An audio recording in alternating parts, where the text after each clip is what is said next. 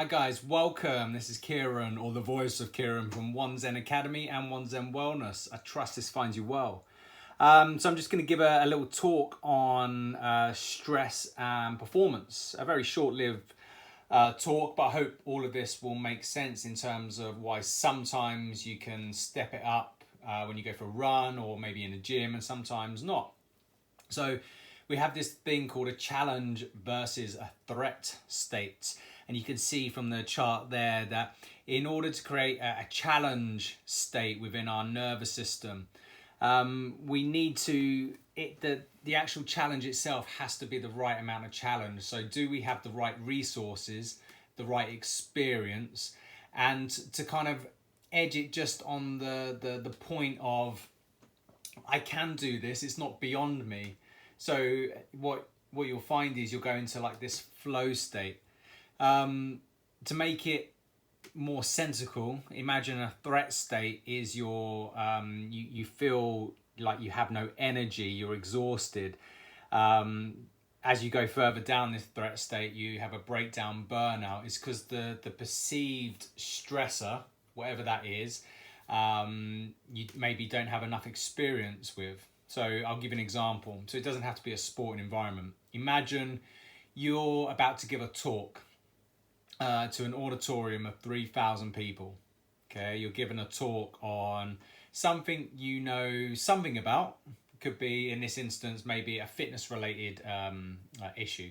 So you're about to give a talk, but you've never given a talk before, and you're okay with the information, but you're not quite sure. You would definitely invoke a threat state. This is when the stress tends to work against you.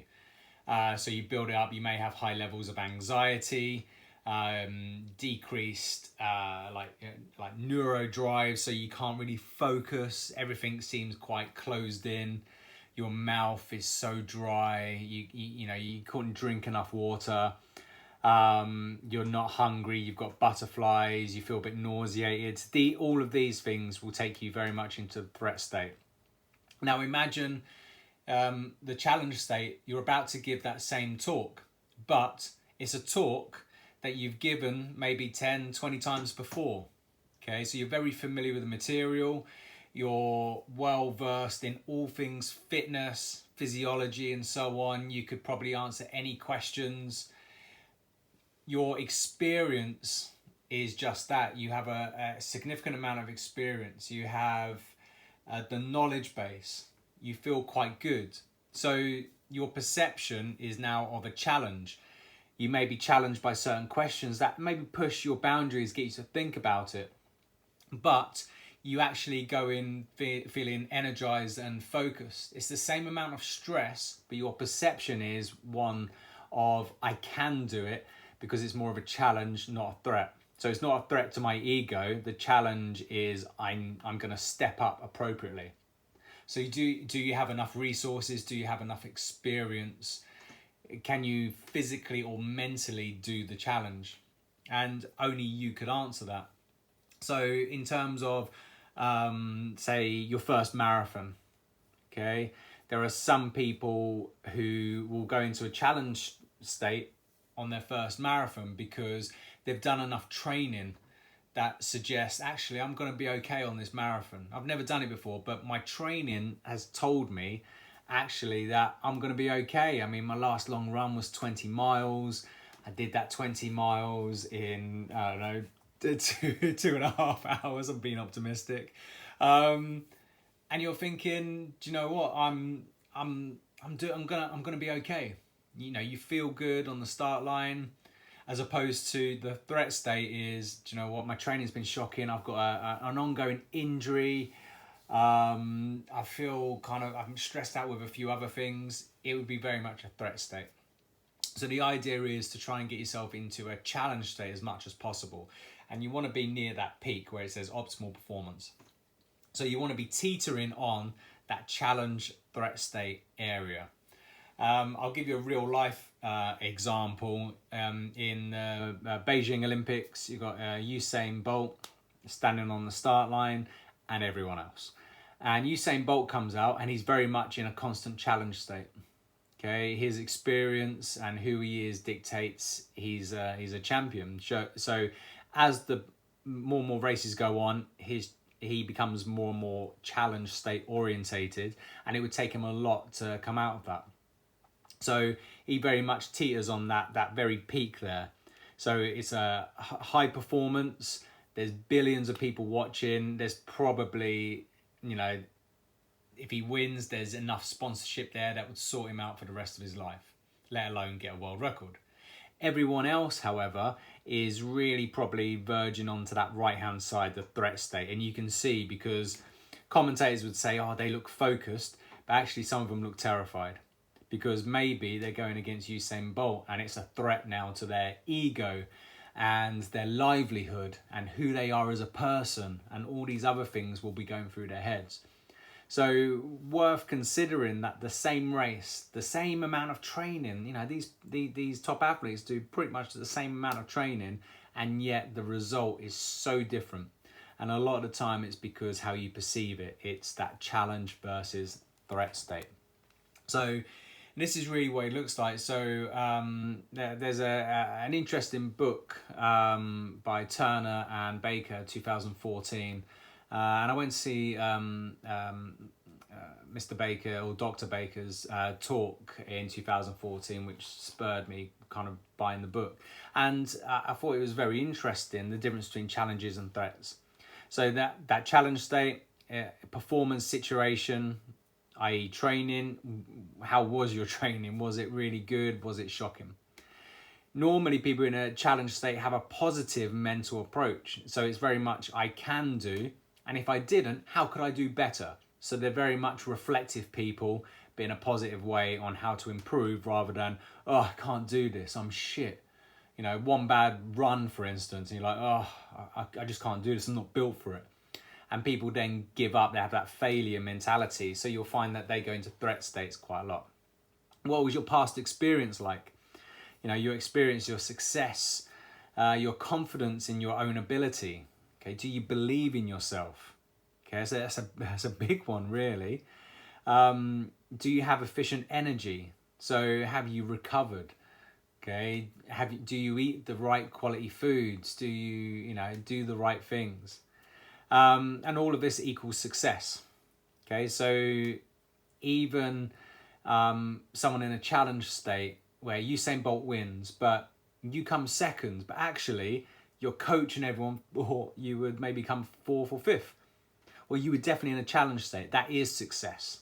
Okay, so success is only measured by you. It's not self-imposed by anyone else. It's only you. So if you're successful in business and you're running a small business, but you were, booked out, you're self-employed, and you're booked out with, massage clients for that week, and that's how you measure success, well, you were successful. The threat state, however, again, the performance situation in this is training. How was your training? How is your training? People tend to have, in a threat state, a negative mental approach, so they're not very self-reflective. They don't kind of see or analyze how they can do things better. And that's one of the first things I would give to clients or people that have that negative mental approach. I would get them to start writing a journal and start asking the question of themselves. Okay, you didn't do that very well, but how could you do it better next time? How you think about training. Okay, so this is a big one. So your experience and confidence in your ability. So your training could have been really good, but if you don't believe it was, then it wasn't. And that's the reality. You generate your own reality. So if you believe that throughout a whole year that it rains a lot where I live, people often say, in the UK we don't have very good weather, it rains a lot. But the reality is none more so than most other countries in the Western world. In fact, we have more and more sunny days each year. And that's the truth. But if you only see the rainy days, if you only see the dark days, if you only see the cold days, then that's your reality. Danger to self-esteem. So your ego, your self-esteem, is it in danger? or can you basically get over it? And that fear of failure is a key driver. The fear of failure normally means you probably will fail if you look at it in a negative way, or if your fear of failure is that fuel that ignites your fire, then that would be the challenge state. So it's important to realize that to get yourself into a challenge state, be reflective, ask yourself the question, think about the process. Okay, I didn't do that very well. How could I do it better next time? That's the start of a process that drives you forward. With regards to creating a positive mental approach, things like meditation, breath work, again, if you don't go within, you go without, so the saying goes. So start going within and start kind of knowing yourself a lot more. Training needs to become more consistent, and it could be physical fitness training in this instance. If it was talking, then do smaller talks, maybe to friends and family, maybe on YouTube, to technically opening up to a lot of people, but you're only talking to a camera, pretty much like I'm doing now. Okay, so start finding ways of building that confidence, building your success. And again, you start switching into that challenge state, and this will always drive success. But where do we get stress from? So in this lecture that I would normally do in person, I would get people to talk about things that stress you out. The list is normally quite extensive. So it could be physical, so over movement or no movement. And when I mean over movement, it could be overtraining. It could be doing too much of one thing. I want to build big guns, big biceps, so I'm just going to do bicep curls every day. This would normally create an overuse injury to the tendons. So this would then be a physical stressor. Or I'm training for a marathon, so I'm going to do a lot of long, slow duration type runs. Well, this is then too much extreme cardiovascular movement. This would be a real physical stressor, and so on and so on. So too much of one thing really, or doing no movement at all, is still a physical stress. Your body loves to move. Then we have chemical. So this could be from drugs, medication, the taxable and non-taxable kind. Just because a drug's taxable, like an anti-inflammatory, doesn't mean it's good for you. Chemicals from foods, pesticides, herbicides, fungicides, chemicals from the air you breathe is a big thing for me at the moment, actually. Pollution levels kill in the UK 40,000 people on average per year. Amazingly, you're looking at about 4.2 million people die globally just from poor air pollution, which kind of puts everything else into perspective. 4.2 million people, 600,000 children die from air pollution each year. These are things that we need to know about. So these are the chemicals, not just from foods, but from the air you breathe, depending on where you live, can be hugely toxic. Okay, so what are we doing to offset that? Stress could come from electromagnetic, so overexposure to sunlight or underexposure to sunlight for most people. Electronic devices, so a lot of electronic devices these days give high EMFs, electromagnetic fields. There's the whole talk of 5G and what that's doing to the environment. Just in your house, the electromagnetic pollution can come from your Wi-Fi, your TV, your lights, the fans that you have on, the air conditioning units that you have on, and so on and so on. So well worth knowing. Mental. So this is kind of really how you perceive things. So verbal and visual cues. So this could be anything from what you listen to and what you watch on TV, like the news, for instance. Okay, how do you interpret that news? Do you just kind of mindlessly sit there and allow it to sink into your subconscious, or do you actively, if you must watch the news, like I sometimes do, but I sit there with an objective mind and question, why are they choosing that story? Where are they getting that information from? What's the relevance to society? And you may be thinking at this point, wow, Kieran's got too much time on his hands. So verbal, visual, and perception.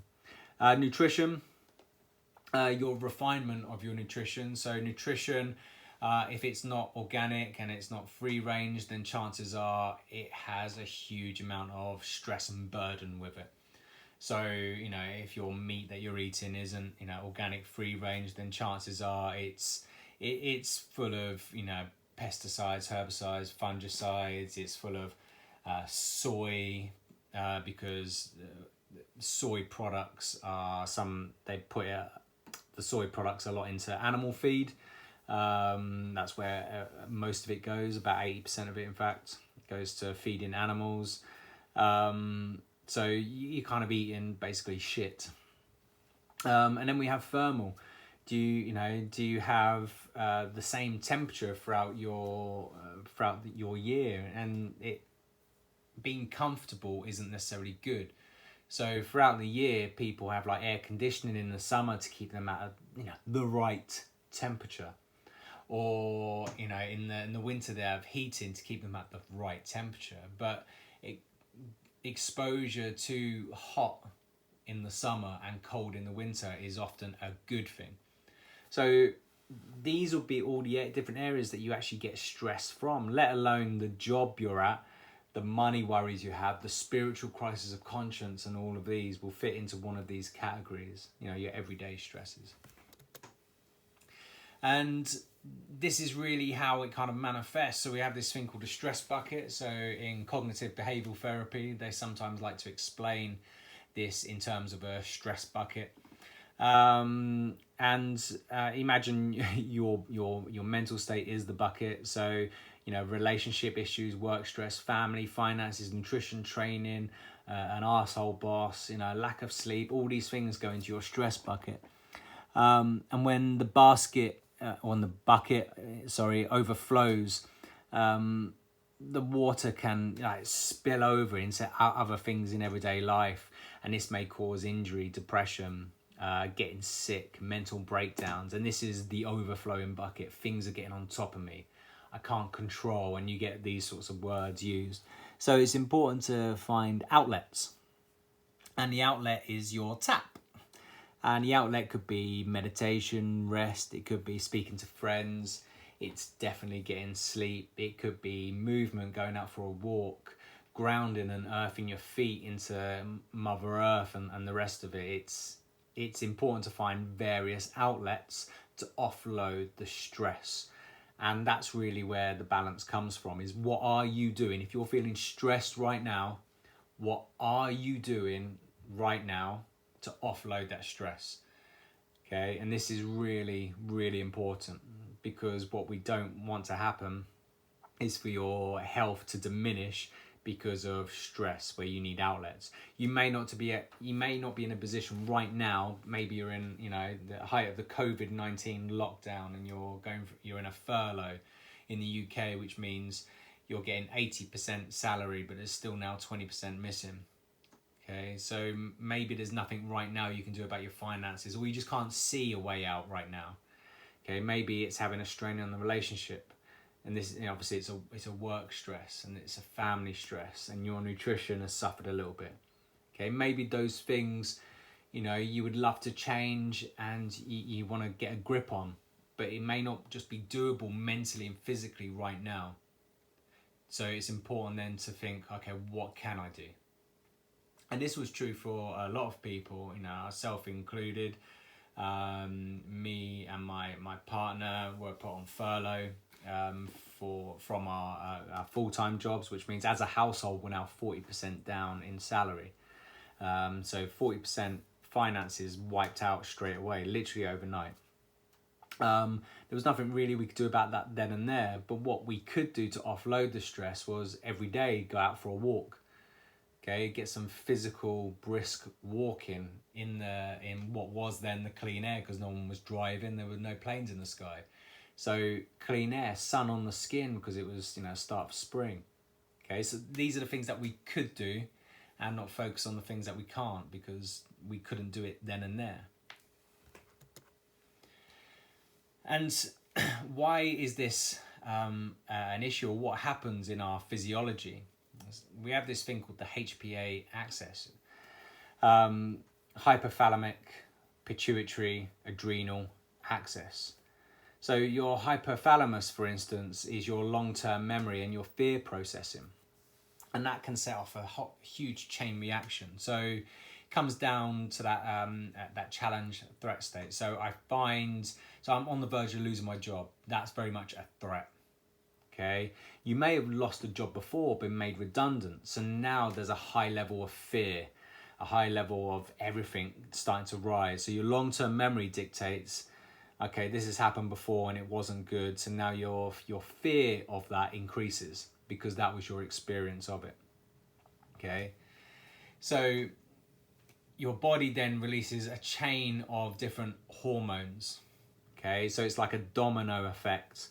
Ultimately, as you can see halfway down, we then release cortisol, which is your main stress hormone. And cortisol's main job is to keep energy coming and to temporarily create an anti-inflammatory type environment. So put inflammation at bay, basically allowing you to get the job done. Keep energy coming. We haven't got time for any repair, so let's put that on hold. Let's go. Now this hormone should be very much a short-lived hormone, enough to get the job done in a very small amount of time. But imagine this is a big stress. It's going to go on and on for weeks and weeks and weeks.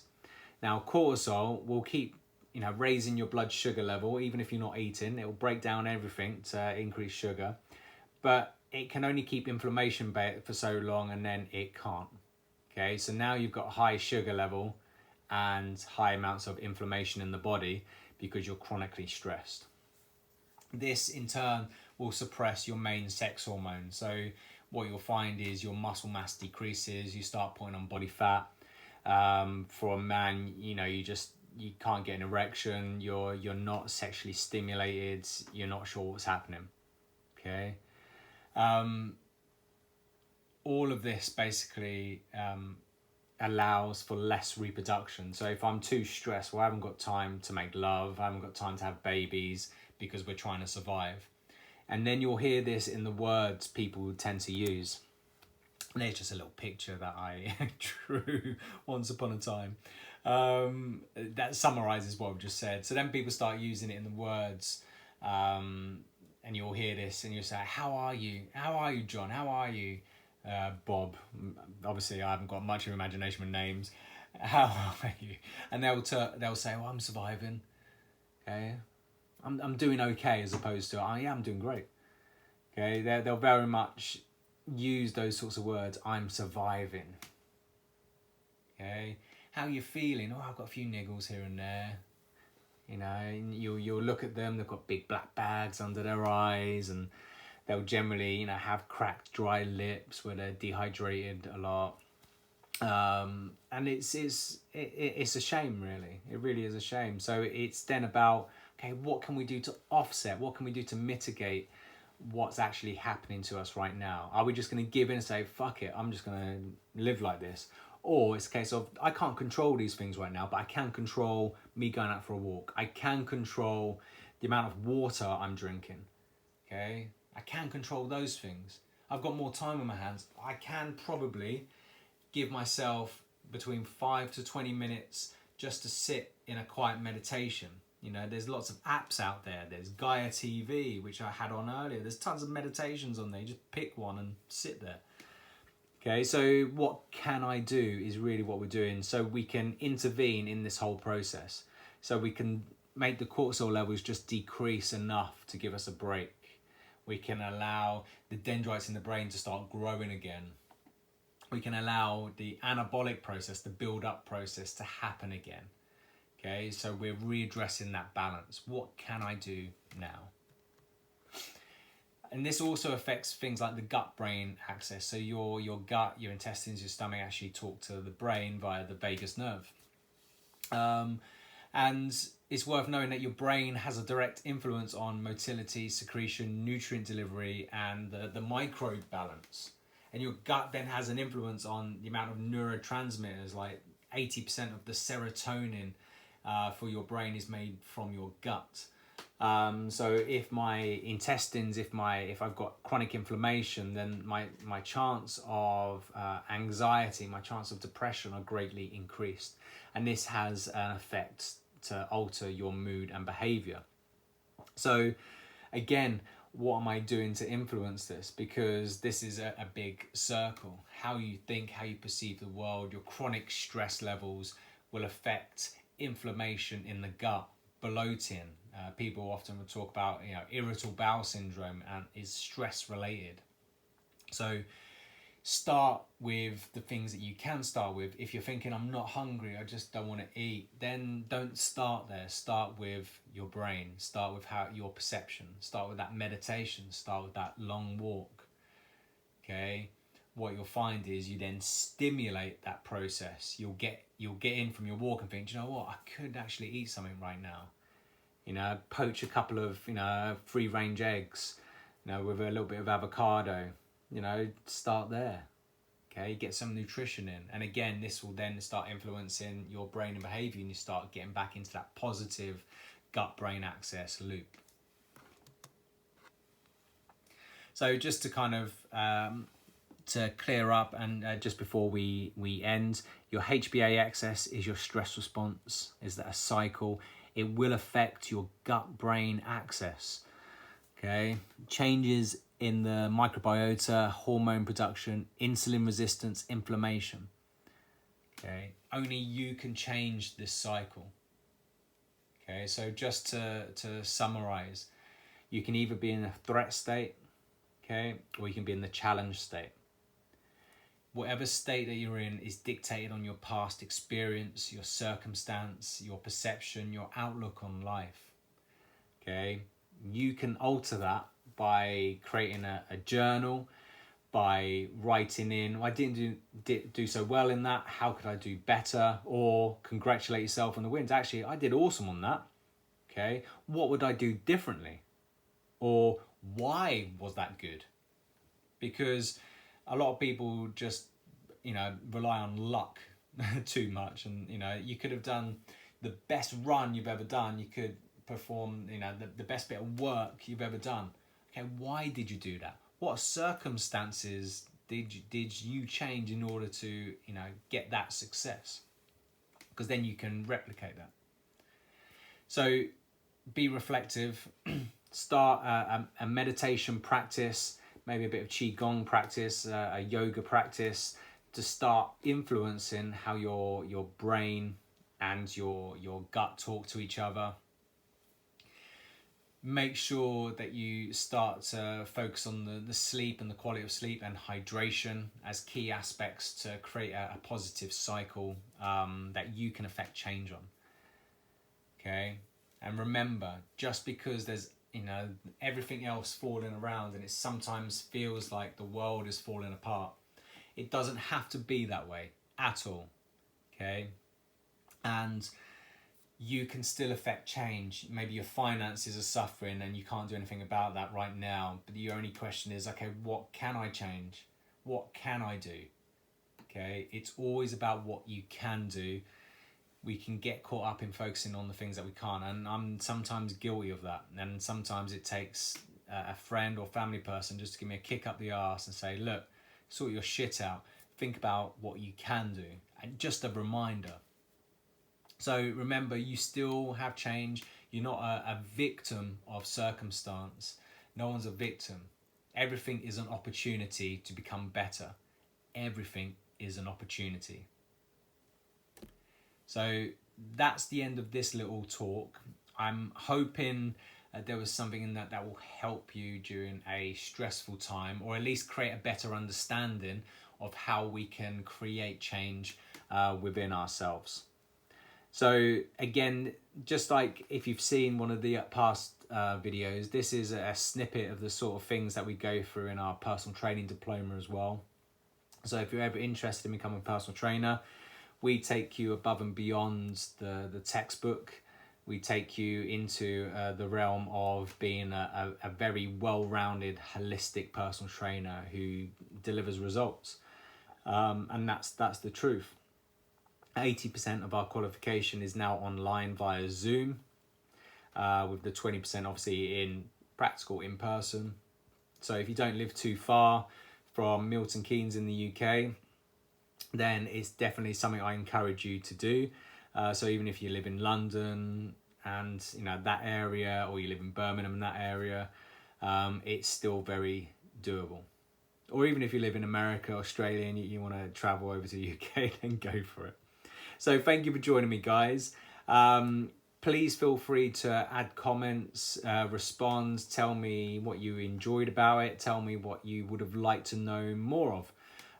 Because all of this feedback helps me improve the videos, helps me improve the material that I'm putting out there. So lots of love, guys. Enjoy.